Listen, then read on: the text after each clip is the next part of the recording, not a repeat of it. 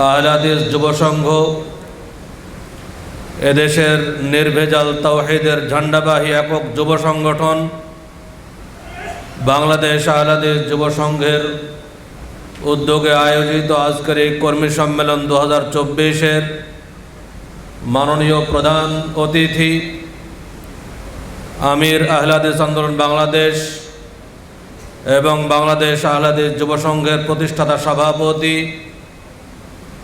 Professor doctor Mohammad Asadullah আল Ghalib sir এবং বাংলাদেশ আহলে হাদিস যুব সংঘের কেন্দ্রীয় কর্মপরিষদ বিশেষ অতিথিবৃন্দ, বাংলাদেশ আহলে হাদিস যুব সংঘের সারা দেশ থেকে আগত কর্মীবৃন্দ, কেন্দ্রীয় কাউন্সিল সদস্যবৃন্দ, আহলে হাদিস আন্দোলন বাংলাদেশের সারা দেশ থেকে আগত কর্মপরিষদ, জেলা কর্মপরিষদের নেতৃবৃন্দ এবং সুধী মণ্ডলী, সমস্ত প্রশংসা সেই মহান রব্বুল আলামিনের জন্য যার অশেষ মেহেরবানিতে আমরা আজকের এই কর্মী সম্মেলন 2024-এ উপস্থিত হতে পেরেছি। তাই মহান আল্লাহর শুকরিয়া স্বরূপ সবাই বলি আলহামদুলিল্লাহ। তারপর পরেই বর্ষিত হোক অসংখ্য দরুদ ও সালাম প্রিয় নবী বিশ্বনবী রাহমাতুল্লিল আলামিন মুহাম্মদ সাল্লাল্লাহু আলাইহি ওয়াসাল্লামের প্রতি।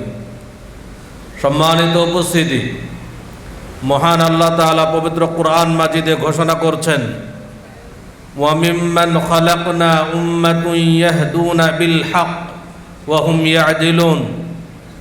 আমি যাদেরকে সৃষ্টি করেছি তাদের মধ্যে একটি দল রয়েছে ইয়াহদুনা বিল হক, যারা সৎ পথে হক পথে পরিচালিত হয়, হক পথে চলে। ওয়া হুম ইয়াদিলুন, আর তারা ন্যায় বিচার প্রতিষ্ঠা করে। বাংলাদেশ আহলে হাদিস যুব সংঘ একটি হকপন্থী সংগঠন। কোরআন এবং সহিহ হাদিসের বাইরে তারা কোনো কিছুই মানতে রাজি নয়। একমাত্র অভ্রান্ত সত্য বিধান হচ্ছে ওহীর বিধান, পবিত্র কোরআন এবং সহিহ হাদিস।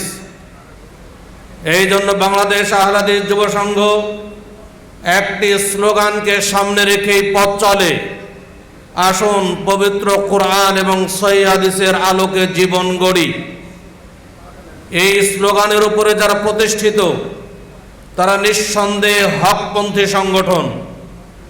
সম্মানিত উপস্থিতি, কিন্তু যারা হক পথে পরিচালিত হয় চিরদিনই তাদের সংখ্যা কম হয়, বাতিলদের সংখ্যা সবসময় বেশি, হকপন্থীদের সংখ্যা সবসময় অতীব নগণ্য থাকে।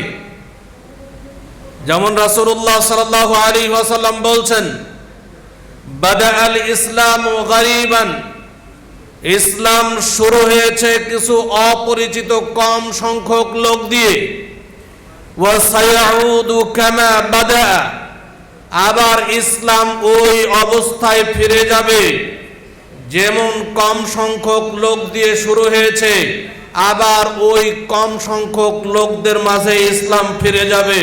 ফাতুবা লিল গুরাবা, আর ওই কম সংখ্যক লোক যারা ইসলামের উপরে প্রতিষ্ঠিত, পবিত্র কোরআন এবং সহিহ হাদিসের উপরে প্রতিষ্ঠিত, তাদের জন্যই রয়েছে সুসংবাদ। রাসূলুল্লাহ সাল্লাল্লাহু আলাইহি ওয়াসাল্লাম এই সুসংবাদ প্রাপ্ত কম সংখ্যক লোকদের বৈশিষ্ট্য বলে দিয়েছেন। তারা কোন বৈশিষ্ট্যের অধিকারী হবে তিনি বলছেন, আল্লাযীনা ইউসলিহুনা মা আফসাদান নাসু মিন বাদি মিন সুন্নতি, ওই সমস্ত কম সংখ্যক ব্যক্তি যারা ইসলামের উপরে প্রতিষ্ঠিত থাকবে, পবিত্র কোরআন এবং সহিহ হাদিসের উপরে প্রতিষ্ঠিত থাকবে, তাদের বৈশিষ্ট্য হলো তারা সংশোধন করবে মানুষরা আমার মৃত্যুর পরে আমার যেই সমস্ত সুন্নাতকে নষ্ট করে দিয়েছে, যেই সমস্ত সুন্নাতের বিকৃত করেছে, এই সমস্ত সুন্নাতকে সংশোধন করবে। আমরা যদি এই বাংলাদেশের ইতিহাস দেখি, বাংলাদেশে বহু সংখ্যক সুন্নাতকে নষ্ট করে ফেলা হয়েছিল। বহু সুন্নাত আমাদের মাঝ থেকে বিদায় নিয়েছিল। বাংলাদেশ আহলে হাদিস যুব সংঘ আবারও সেই সুন্নাতগুলোকে পুনর্জীবিত করেছে। যেমন আমরা দেখে থাকি, আমাদের দেশে বহু সংখ্যক মুসলিম মসজিদে, বরং অধিকাংশ মসজিদে সালাত শুরু হওয়ার কিছুক্ষণ আগে থেকেই লাল বাতি জ্বালিয়ে দেওয়া হয়। সালাত আদায় করা নিষিদ্ধ, এই মর্মে লাল বাতি জ্বালানো হয়।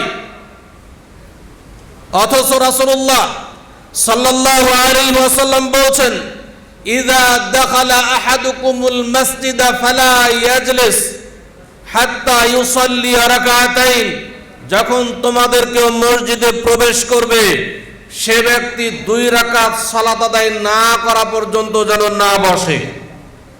বাংলাদেশ আহলে হাদিস যুব সংঘ এই লাল বাতির বিরুদ্ধে সংগ্রাম করেছে এবং প্রত্যেকটি মুসল্লিকে যখনই সে মসজিদে প্রবেশ করবে তখনই সে 2 রাকাত সালাত আদায় করেই বসবে, এই সুন্নাত জারি করেছে।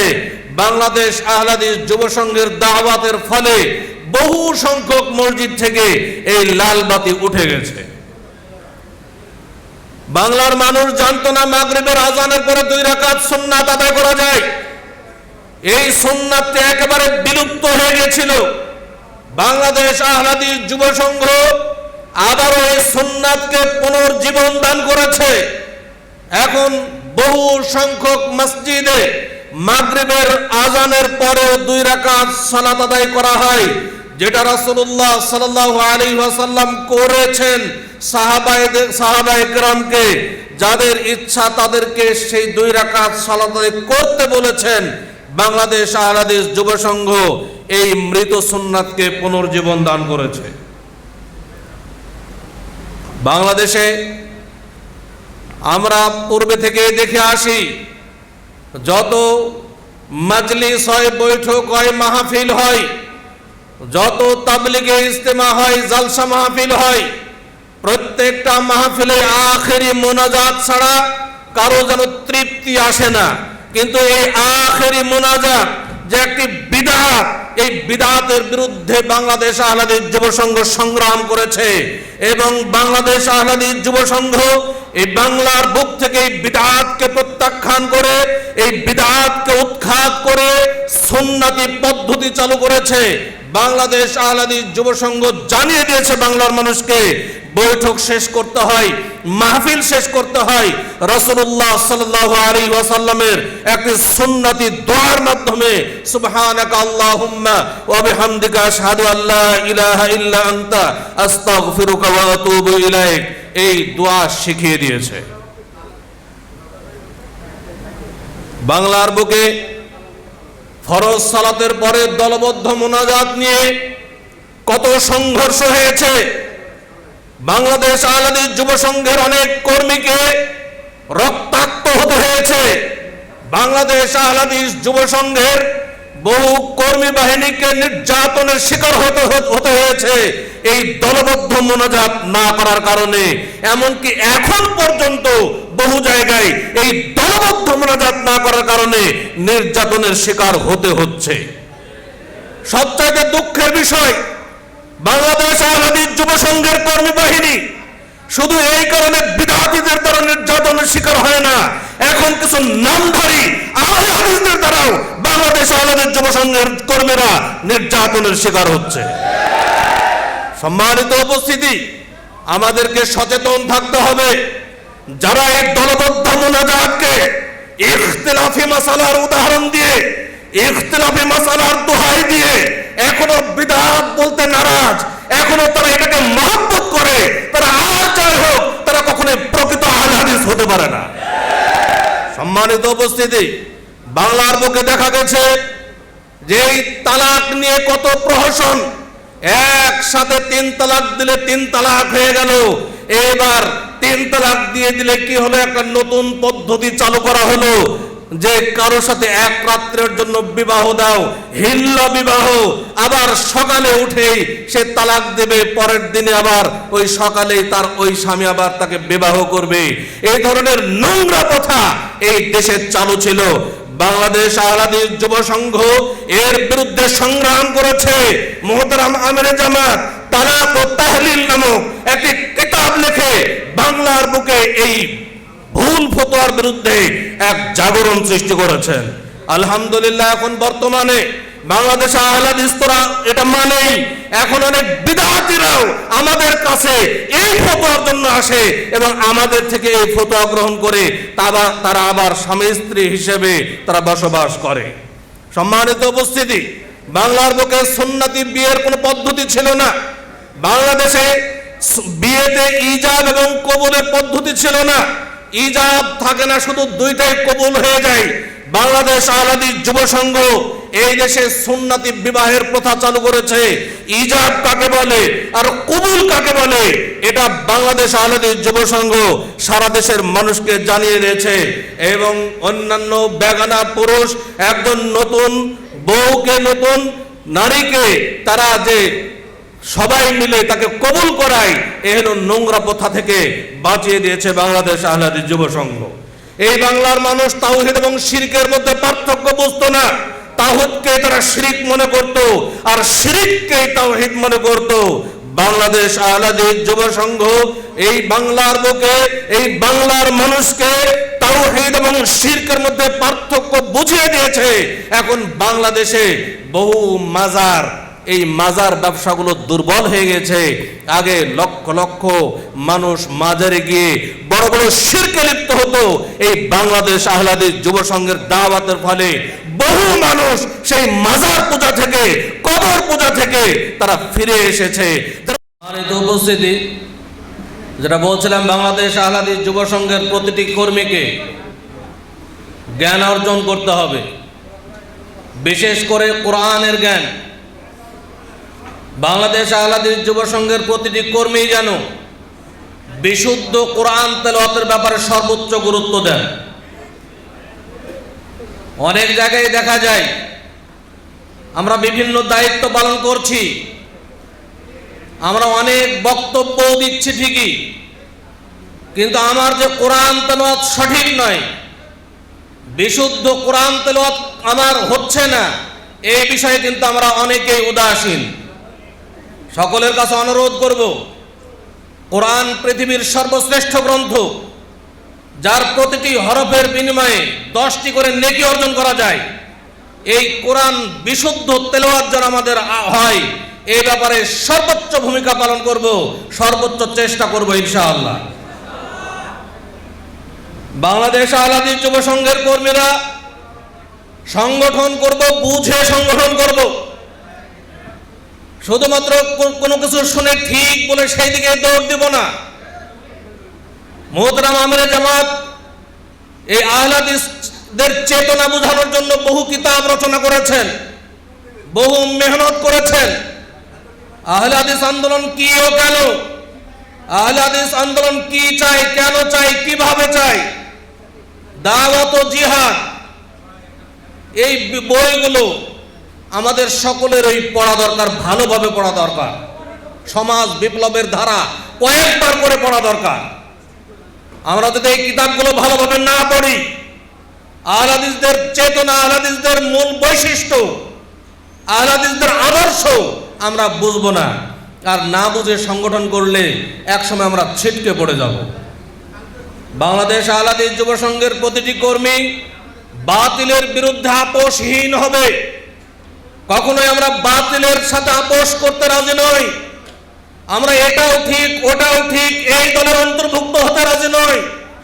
শিরিককে শিরিক বলে আখ্যায়িত করব, বিদআতকে বিদআত বলে আখ্যায়িত করব। ইজতিহাদি দলিল, এটা মতভেদ আছে, এই ধরনের কোনো কথা বলে আমরা কখনোই শিরিক বিদআতকে সাপোর্ট করব না বা এটাকে মেনে নেব না। বাংলাদেশ আহলে হাদিস যুব সংঘ, আমাদের যদি শরীর থেকে রক্ত ঝরাতে হয়, আমাদেরকে যদি জেল জুলুমের শিকার হতে হয়, তবু আমরা কখনো বাতিলের সাথে আপোষ করব না। মোহতারাম আমিরে জামাত তিনি 3 বছর 6 মাস 6 দিন কারা ভোগ করেছেন, কিন্তু বাতিলের সাথে কখনো আপোষ করেন নাই।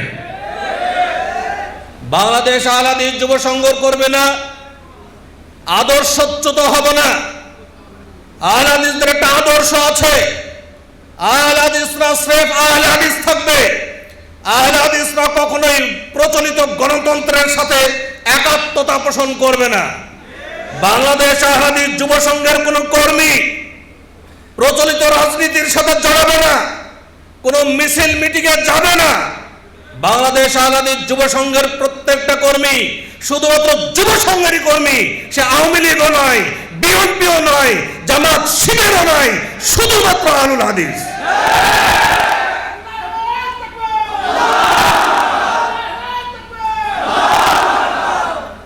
সম্মানিত উপস্থিতি, আমাদেরকে আহলে হাদিসদের বাংলাদেশ আহলে হাদিস যুব সংঘের রাজনৈতিক দর্শন বুঝতে হবে।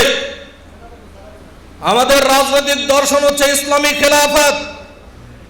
গণতন্ত্র এবং ইসলামিক খেলাফত সম্পর্কে আমাদের সামনে আলোচনা আসবে, আপনারা সেটা শুনবেন, বুঝবেন। গণতন্ত্র এবং খেলাফত বলতে কি বোঝায়?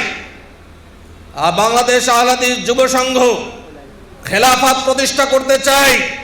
রাসূলুল্লাহ সাল্লাল্লাহু আলাইহি ওয়াসাল্লাম যেভাবে প্রতিষ্ঠা করেছেন ঠিক ওইভাবে প্রতিষ্ঠা করতে চাই। নবী মুহাম্মদ সাল্লাল্লাহু আলাইহি ওয়াসাল্লাম আগে মানুষের আকীদা আমল চেঞ্জ করার মাধ্যমে রাষ্ট্র ক্ষমতায় যেতে চেয়েছেন। আমরা ঠিক মানুষের আকীদা আমল চেঞ্জ করার রাজনীতি করি। আল্লাহ চাইলে কোনোদিন আমাদেরকে খেলাফত দান করবেন, না চাইলে দেবেন না, কিন্তু আমরা ওই পথে আগাই যেই পথে নবী মুহাম্মদ সাল্লাল্লাহু আলাইহি ওয়াসাল্লাম এগিয়েছিলেন।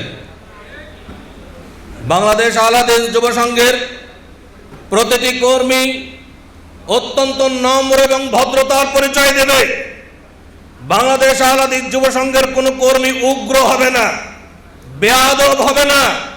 আজকে বিভিন্ন জায়গায় দেখা যায় যুব সমাজকে যেমন উগ্র তেমন বেয়াদব, আদবের বালাই নাই।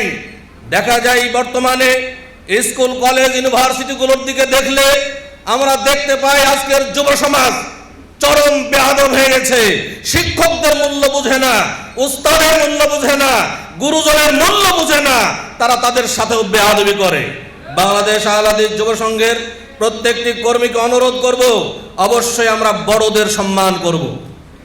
যারা আহলে হাদিস আন্দোলন বাংলাদেশের নেতা কর্মী আছেন, দায়িত্ব পালন করছেন, যুব সংঘের প্রত্যেকটি কর্মীর কাছে অনুরোধ, আর আহলে হাদিস আন্দোলনের প্রত্যেকটি দায়িত্বশীলকে সর্বোচ্চ সম্মান করব ইনশাআল্লাহ।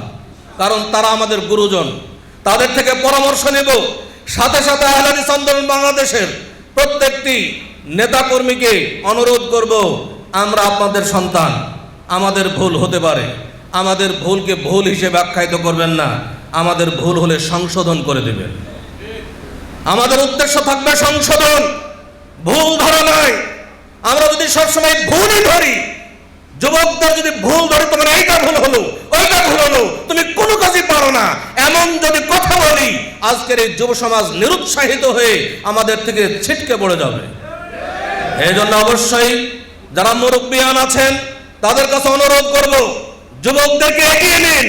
যদি বাংলাদেশ আহলে হাদিস যুব সংঘ না থাকে তাহলে ইসলাম টিকবে না, আহলে হাদিসদের আদর্শ টিকবে না। আহলে হাদিসদের আদর্শ যদি এই বাংলার মুখে টিকিয়ে রাখতে হয়, বাংলাদেশ আহলে হাদিস যুব সংঘের প্রতিটি কর্মীকে শক্তিশালী করতে হবে, বাংলাদেশ আহলে হাদিস যুব সংঘকে এগিয়ে নিতে হবে। সম্মানিত উপস্থিতি, বাংলাদেশ আহলে হাদিস যুব সংঘের প্রতিটি কর্মীকে অবশ্যই মাল ও মর্যাদা এর লোভ থেকে বেঁচে থাকতে হবে। বর্তমান যুব সমাজ নষ্ট হওয়ার পেছনে বড় একটা কারণ হলো মাল ও মর্যাদার লোভ। আমরা মাল ও মর্যাদার লোভে কখনো জড়াবো না।